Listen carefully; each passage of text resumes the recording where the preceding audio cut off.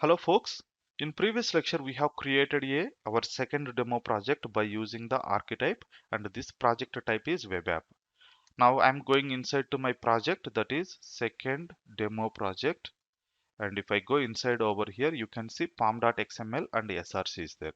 You can just execute tree on this directory and it lists out the what and all content is there. You can see pom.xml is there, then there is a src main web app, and it doesn't have any test cases, it just have the only source code, nothing but application logic. If we need test cases, maybe developers has to write the test cases. As a DevOps engineer, we don't write the test cases. Anyway, now I'm just trying to open and understand the what is the content inside the pom.xml. So if I open pom.xml, it has some of the information. So we'll try to understand some of the important parameters in the pom.xml once again quickly. So this is the pom.xml version, that is 4.0.0. So model version. Next, group ID, you can see what is the information we have provided, artifact ID and version ID. And one extra entry you can see here, packaging. In our previous pom.xml, there is no packaging. If we don't specify any packaging, by default it treat it as a jar file. But in this case, it comes with the packaging as a var, which means that it is a web application. So this packaging will tells that what kind of output it is going to generate it. Next thing, name of the project, this is the one. And if we scroll down, properties, we are ignoring it, not much important for us. Let's scroll down a little bit. Here you can see dependencies. We have still have the JUnit entry over here. It comes as a Maven dependency. Then if you see build, under build you can see the plugins, nothing but the goals indirectly, which goals it is going to execute, and whenever we execute that goals, what is the libraries are necessary to execute those goals, or what is the packages are required. So we are executing clean, right? So whenever we execute clean, this is the package or goal it is going to call internally. And similar way, resources, compiler, and whenever we do test cases, please remember that it is going to use the surefire plugin. Okay, this is the plugin is useful for the test cases, and it is generating the var. So this is the required maven var plugin, maven install plugin. Whenever we execute install, maven deploy. So all the important goals what we specify, those goals, the plugins are available in the backend. Those you can see under the build option.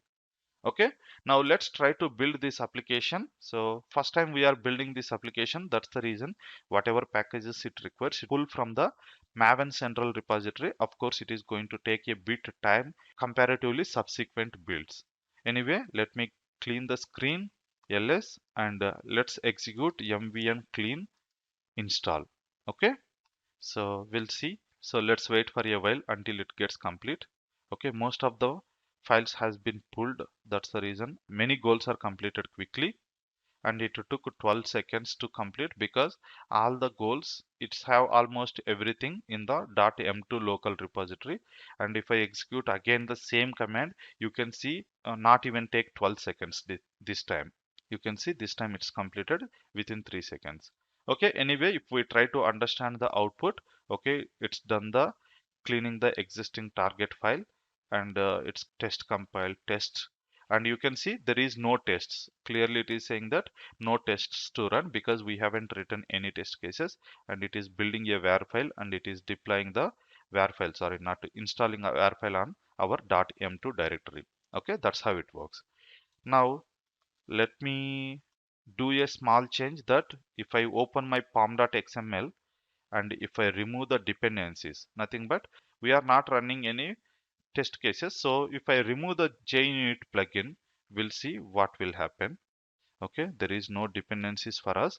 Okay, I have removed everything, and if I do cat pom.xml, you cannot able to see any dependencies. Let me try to run the same command again, that is maven clean install.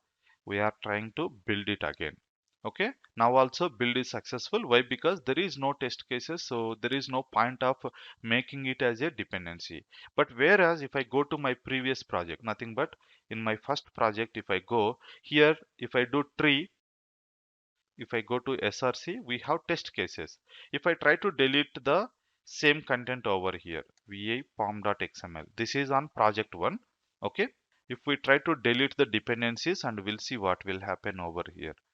Okay, this is a jar, and here if you see there is no packaging option. That's the reason it is going to take the default packaging. Okay, so default packaging is jar packaging. This is the one it is taking. Even it is going to take all these backend plugins. Even though without this content still we can execute. Okay, but it is just to, in case if you wish to change the versions, we can do that one.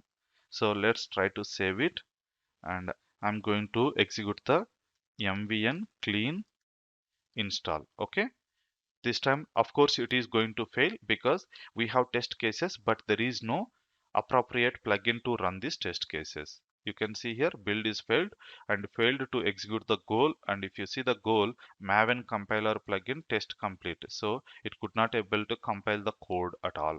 That is the reason we need to add the proper dependencies to run our application.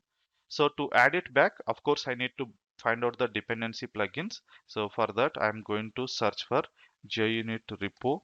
If I do, you can see JUnit, and the latest version is 4.13. Actually we were using 4.11, right? Okay, so let me take the latest version, and let me add it as in the dependencies. So I'm just adding it. So va pom.xml, and after properties, here I'm going to mention that is dependencies we want to do. Let me copy it. Okay, but it should be inside the dependencies. Okay, and again it should be closed. All right, so now what we are doing, we are using the latest version of JUnit plugin.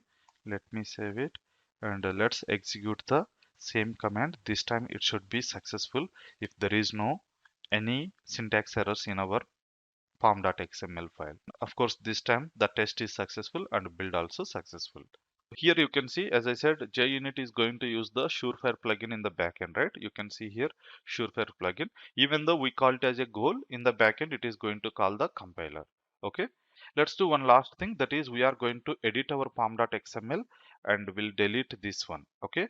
All these what I can say build plugins. These all are optionals, I said. So let me delete it. Okay, I have deleted it, and if I do pom.xml, it contains only the information of our project as well as the properties and the dependencies. There is no default plugins. Now let's execute the command, that is clean install, nothing but delete the previous build and create the new one, and this time also it should be successful. Okay, I have deleted all these plugins, so it might be going to the remote repository to pull the latest one, because the pom.xml whatever information it contains could be the older versions. All right, even though I have deleted our build snippet, still the build is successful, but this time it pulled a lot of repositories or libraries from the remote repository. Why? Because in our pom.xml the plugins which we might use could be the older version. This time we didn't mention anything. That's the reason it went to the remote repository and pulled the latest versions. That is the reason it took little bit of time. And if I scroll down, if you see the total time, it took 41 seconds. If I execute the same command again this time, it should not download any packages, and it could be quite faster. It is only 3 seconds. Okay, and you can see here it is using the Surefire plugin of 2.12 and compiler plugin 3.1 and 2.6. Alright, that's all for this lecture, and see you in the next lecture.